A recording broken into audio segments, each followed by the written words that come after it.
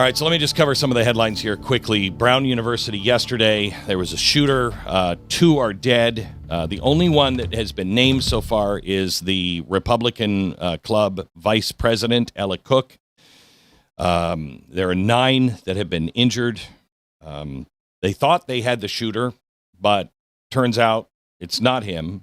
He has been released, and there's just some questions on this one that are weird. Also, Al-Qaeda struck and killed U.S. soldiers over the weekend in Syria. There will be a military response to that, I am sure. And yesterday on the beach, Sydney's eastern suburbs, Sydney, Australia. It's summer there. There's locals, there's people that are coming from all over the country, all over the world for the warmth of summer and the community celebration of the first night of Hanukkah. In the rest of the world, it is the darkest days of winter. On the other side of the globe, it is still sunlight because it is in the middle of summer. But it was a dark, dark day yesterday, despite the sun being up. There were families with children. They were chasing the waves, the smell of grilled food that was drifting across the sand, music, conversation, laughter in the air. And then around 7 o'clock, laughter was replaced with the screams of terror. 2 men dressed in black and armed with high-power firearms positioned themselves atop a small concrete pedestrian bridge. It arched over the Campbell Parade near the Bondi Pavilion. They stood on top in the center of this bridge and rained bullets as they fired into the crowd. Shots rang out. Astonished crowd. Boys, get down. It just went on. Oh my God. And on and on. Thousands had been gathered for Hanukkah by the sea. They're now ducking for cover, some trying to push children to safety, others frozen in disbelief, as friends and strangers alike fell all around them. The carnage was unbelievable. For 10 minutes, these guys fired off this bridge. The beach, usually alive with surfers and sunseekers, just transformed instantly. Bodies were trampled, frantic dash for some sort of shelter and protection as the waves just continued to lap innocently at the shore while people were screaming for help. Now, in the chaos, there were acts of individual courage.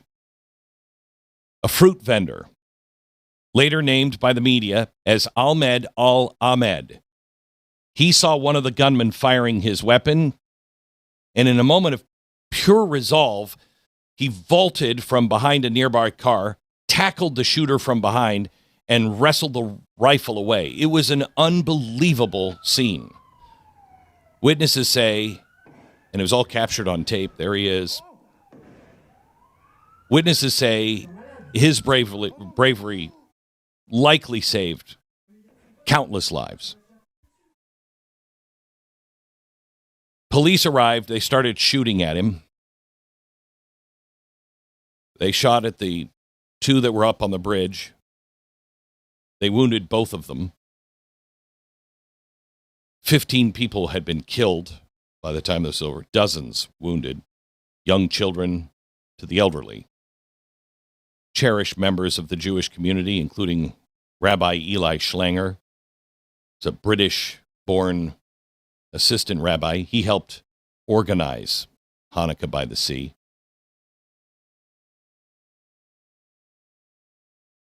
The beach won't be looked at the same ever again.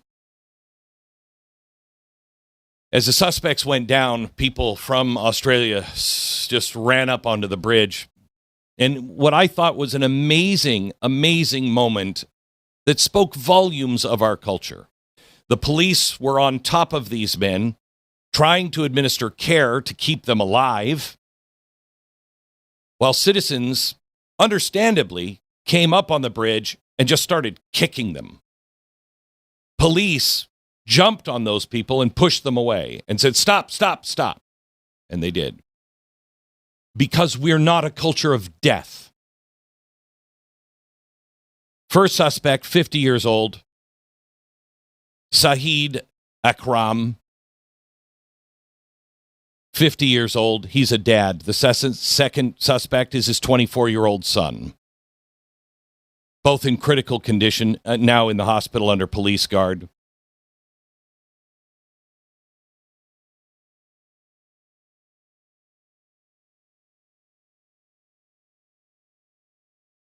Let me ask you to imagine just for a minute what it must feel like to be Jewish today.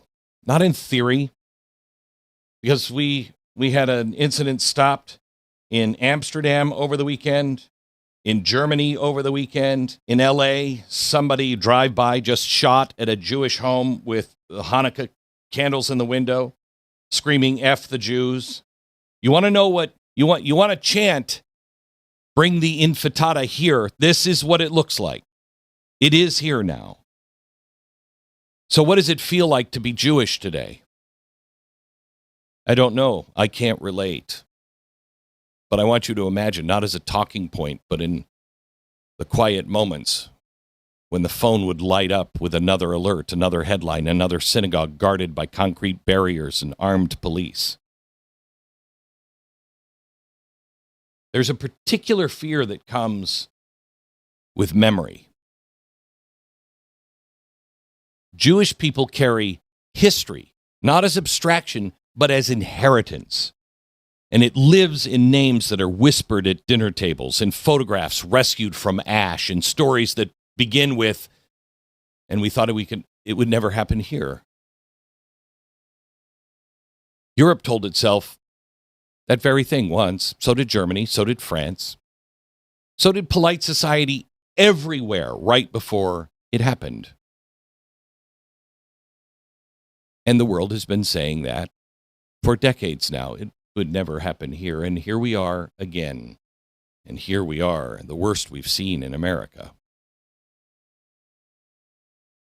Shadows that all of us hoped were buried forever.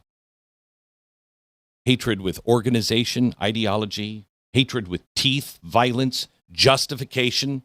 They're no longer whispers. They're shouting it now in our streets. They're shouting it in the streets of Australia.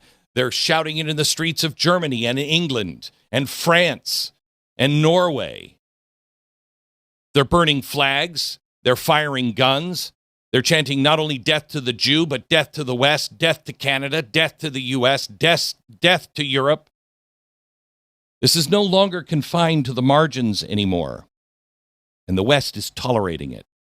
The West has explained it away. We've minimalized it. We've said it was a lone wolf. Sometimes we even excuse it.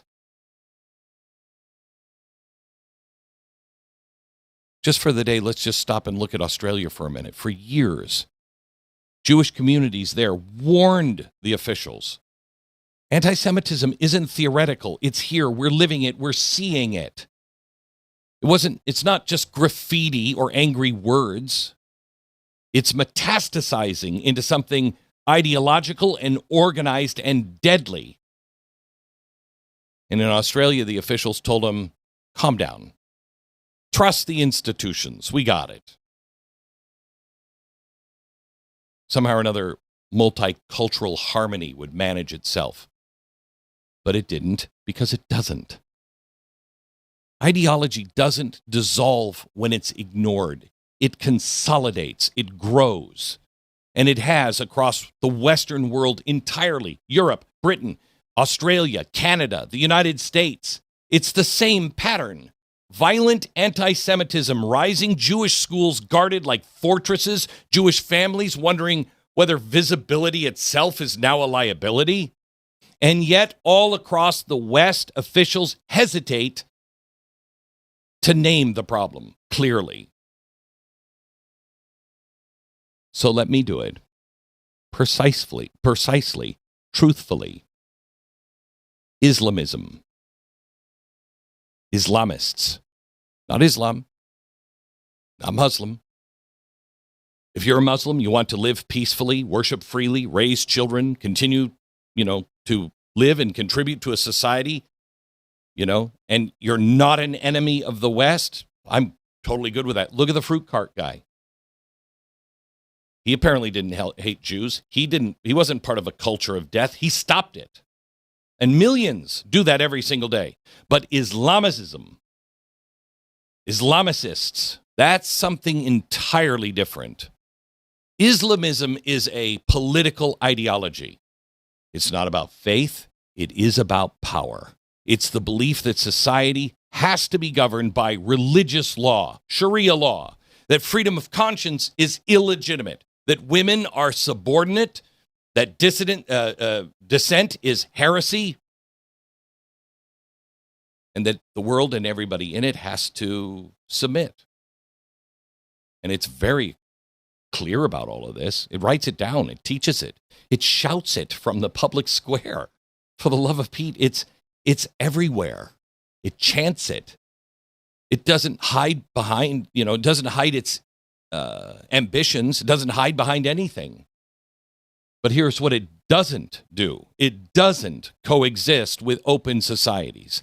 It replaces them and has been replacing open societies for centuries. Any culture built on individual liberty, freedom of speech, equality before the law, it can't survive alongside an ideology that views all of those principles as sins or as an affront to Allah. In that scenario, one side must yield or one side will be destroyed. And history is very clear on which one does.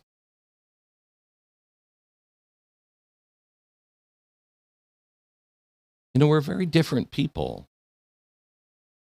Even the difference between us and Canada and us and Europe, it might be seemingly stark. It might be like we're very different. But when you look at us as a civilization, we're very different together. We're very different from the rest of the world. And we don't understand these things because we project our values on everybody else. We assume that everybody ultimately wants to live and to compromise, and live side by side. We assume violence is accidental. We assume that it's a lone wolf. We assume that words like tolerance and dialogue mean the same thing to everybody, but they don't. And so we tolerate politicians and newscasters and everybody else that explain things away. They explain the stabbings and the truck attacks and the shootings and the riots as isolated incidents. They're not. We talk about finding the root cause, but we won't name the root itself. We call it extremism, as though it sprang out of nowhere, as though it was a weather event instead of a worldview that has been around for centuries. I ask you to think about what it feels like to be Jewish today because of the Jewish people, but also because you're next.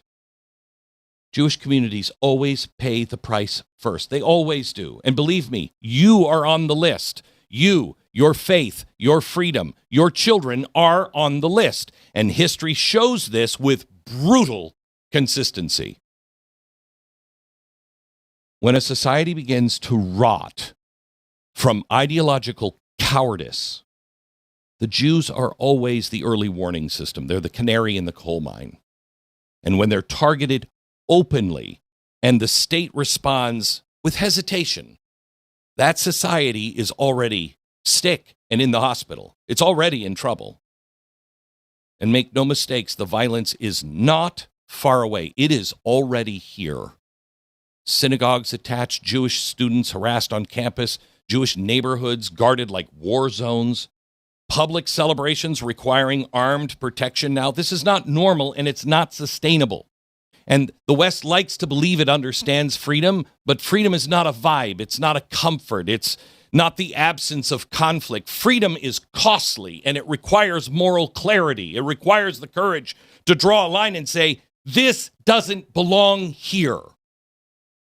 And if we refuse to do that work now, our children are going to have to do it later under far worse conditions. They will have to fight not to preserve freedom, but to recover it. And history always shows that's much more costly. America, you are closer than you think to losing not only our country, but countries that took centuries to build. Not through invasion, but through erosion, through silence, through the polite refusal to speak uncomfortable truths. If not you, who? If not now, when? You're running out of time.